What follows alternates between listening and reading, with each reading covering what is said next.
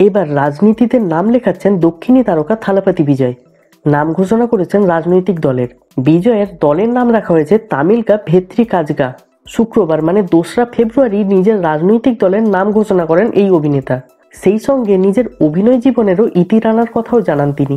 নিজের ফ্যান্সদের একেবারে অবাক করে দিয়ে বিজয় একটি বিবৃতিতে উল্লেখ করেছেন যে তিনি তামিলনাড়ুর একজন পূর্ণাঙ্গ রাজনীতিবিদ হওয়ার জন্য 2টি সিনেমা শেষ করার পর অভিনয় ছেড়ে দেবেন।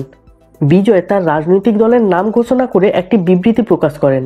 তার দলের সদস্যরা 2026 সালের নির্বাচনে প্রতিদ্বন্দ্বিতা করবেন বলে জানা গেছে।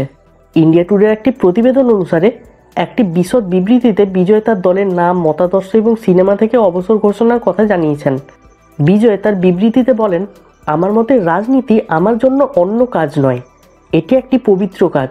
শুধু উচ্চমানের রাজনীতি নয়, আমার পূর্বসূরীদের কাছ থেকে রাজনীতি শিখতে হবে আমাকে। আমি নিজেকে প্রস্তুত করছি মানসিকভাবে। রাজনীতি কোনো শখ নয়, এটা আমার গভীর ইচ্ছা। আমি নিজেকে সম্পূর্ণভাবে সম্পৃক্ত করতে চাই। তাই আমি আরও একটি চলচ্চিত্র সম্পূর্ণ করব, যেটার জন্য আমি প্রতিশ্রুতিবদ্ধ, এবং এরপর পূর্ণাঙ্গ রাজনীতিবিদ হয়ে উঠব।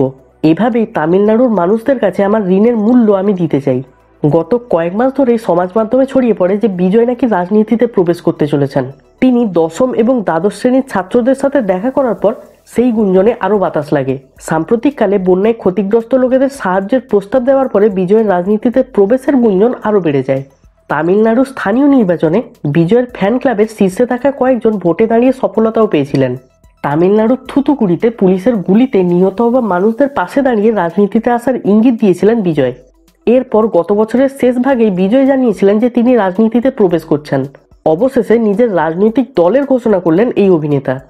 বর্তমানে নিজের আসন্ন সিনেমা গ্রেটেস্ট অফ অল টাইমের শুটিংয়ে ব্যস্ত রয়েছেন বিজয়। এছাড়াও নাম চূড়ান্ত না হওয়া আরও একটি সিনেমার কাজ রয়েছে তার হাতে।